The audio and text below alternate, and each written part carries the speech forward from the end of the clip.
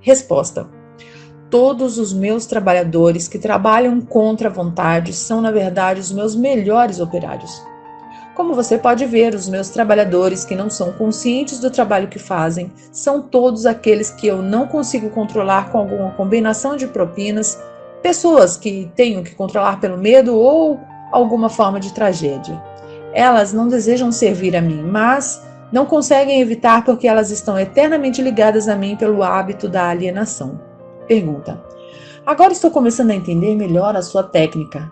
Você suborna suas vítimas através dos seus desejos naturais e as leva a se alienarem se elas responderem aos seus atrativos. Se elas se recusarem a responder, você planta a semente do medo nas suas mentes ou prepara armadilhas para elas com algum tipo de infortúnio, atando-as enquanto elas estão no auge da depressão. Esse é o seu método? Resposta: é exatamente assim que eu trabalho. Muito esperto, você não acha? Pergunta: quem você prefere que sirva como seu propagandista, os jovens ou os velhos? Resposta: os jovens, é claro, porque eles podem ser influenciados pela grande maioria dos meus atrativos muito mais facilmente que as pessoas com mais idade, que já possuem um julgamento mais maduro. Além disso, eles vão permanecer mais tempo ao meu serviço no planeta. Pergunta: Sua Majestade me deu uma clara descrição do que é alienação. Agora me diga, o que deve ser feito para assegurar-se contra o hábito da alienação? Eu quero uma fórmula completa que qualquer um possa usar. Resposta: a proteção contra a alienação encontra-se facilmente dentro de cada ser humano que possui um corpo normal e uma mente afiada. A autodefesa pode ser aplicada através destes simples métodos. Pense por si mesmo em todas as ocasiões. Pelo fato de que aos seres humanos não é dado o controle completo sobre nada. Pensar os seus próprios pensamentos é algo muito significativo. Decida definitivamente o que você quer da vida. Então, crie um plano de ação para alcançá-lo e esteja disposto a sacrificar tudo o mais, se necessário, antes de aceitar uma derrota permanente.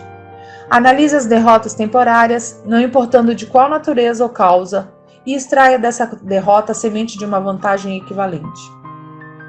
Esteja disposto a prestar um serviço útil equivalente ao valor de todas as coisas materiais que você demanda da vida, e não esqueça que você deve prestar o serviço primeiro, para depois receber o valor equivalente.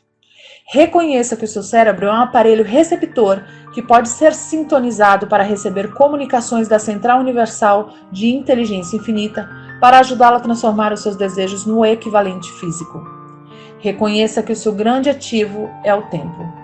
É a única coisa, com exceção do poder do pensamento, que você também tem nas mãos e é a única coisa que pode ser transformada em coisas materiais que sejam do seu desejo. Organize seu tempo de tal forma que nada dele seja desperdiçado. Reconheça a verdade de que o medo geralmente é um preenchedor de espaço que o diabo utiliza para ocupar a porção disponível da sua mente. Ele é somente um estado de espírito, que você pode controlar preenchendo o mesmo espaço que ele ocuparia com a fé inabalável na sua capacidade de fazer a vida fornecer o que quer que você queira dela. Quando rezar, não implore. Peça o que você quer e insista exatamente nisso, sem substitutos. Reconheça que a vida é um mestre cruel que ou você o controla, ou ele controla você. Não há meio termo. Nunca aceite da vida qualquer coisa que você não queira. Se aquilo que você não quer temporariamente vem à força para você, você pode recusar em aceitá-lo na sua mente. E isso abrirá espaço para você trazer as coisas que você realmente quer. Por último, lembre-se de que seus pensamentos dominantes atraem, através de uma lei definitiva da natureza, pela rota mais conveniente e curta, a sua contrapartida física. Seja extremamente cuidadoso com o foco dos seus pensamentos. Pergunta: essa lista me parece muito impositiva. Dê-me uma simples forma combinando todos os 10 pontos que você mencionou. Se você tivesse que combinar todos os 10 pontos em somente um, qual deles seria? Resposta: seja definido em tudo que você fizer e nunca deixe pensamentos não acabados na mente. Forme o hábito de alcançar decisões definidas em todos os assuntos e áreas de sua vida. Pergunta: pode o hábito da alienação ser quebrado? Ou ele se torna permanente uma vez tendo sido formado? Resposta: o hábito pode ser quebrado se a vítima tiver força de vontade suficiente considerando-se que leva tempo para conseguir. Existe um ponto de ruptura em que o hábito nunca mais pode ser quebrado. Além desse ponto, a vítima torna-se minha. Ele se parece com uma mosca que foi pega numa teia de aranha. Ela pode lutar, mas não consegue desvencilhar-se. Cada movimento que ela faz a torna mais enredada.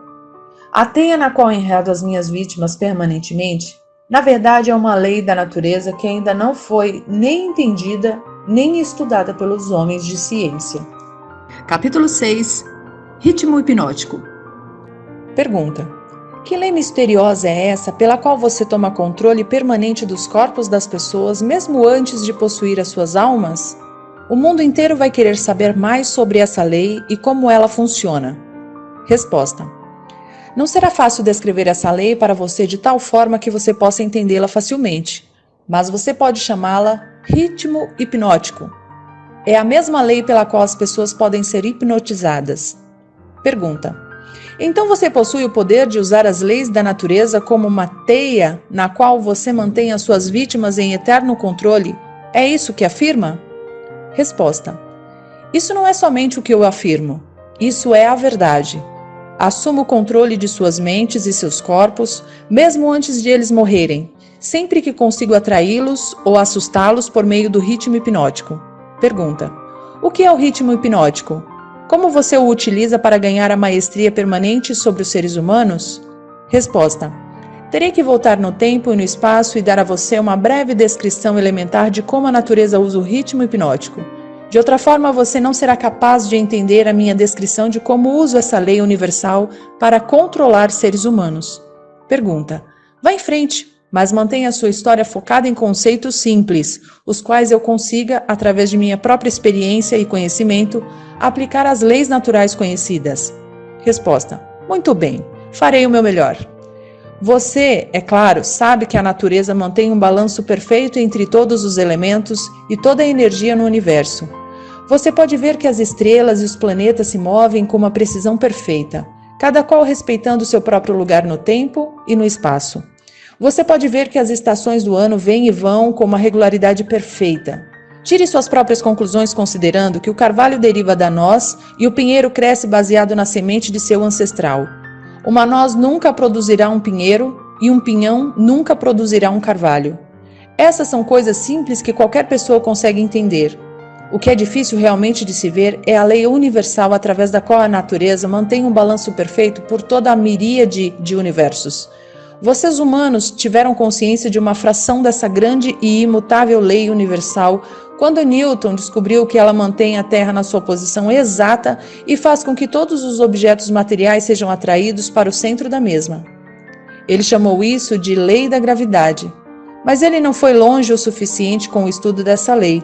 Se ele tivesse ido mais longe, teria descoberto que a mesma lei que mantém a Terra na sua posição e ajuda a natureza a manter um balanço perfeito nas 4 dimensões conhecidas, na qual toda matéria e energia estão contidas, é a rede pela qual eu amarro e controlo as mentes dos seres humanos. Pergunta: me conte mais sobre essa surpreendente lei do ritmo hipnótico. Resposta: conforme já afirmei, há uma forma universal de energia com a qual a natureza mantém um equilíbrio perfeito entre toda a energia e a matéria contida neste universo. Na verdade, a natureza faz uso de maneira muito especializada dessa forma especial de energia, quebrando-a em diferentes comprimentos de onda. O processo de quebrar os comprimentos de onda é feito através do hábito. Você entenderá melhor o que eu estou tentando dizer se eu fizer uma comparação direta com o método pelo qual alguém aprende a tocar algum tipo de instrumento musical. Primeiro, as notas musicais devem ser memorizadas na mente. Feito isso, elas relacionam-se umas com as outras através da melodia e do ritmo. Pelo efeito de repetição, a melodia e o ritmo fixam-se em nossas mentes. Observe atentamente como o músico deve repetir incessantemente uma música antes de ele ter domínio sobre ela. Através da repetição, as notas musicais misturam-se e então você tem música. Qualquer impulso de pensamento que a mente repita mais de uma vez através do hábito acaba formando um ritmo organizado. Hábitos indesejáveis podem ser quebrados. Eles devem ser quebrados antes de assumir as proporções de tal forma que possam ser considerados um ritmo.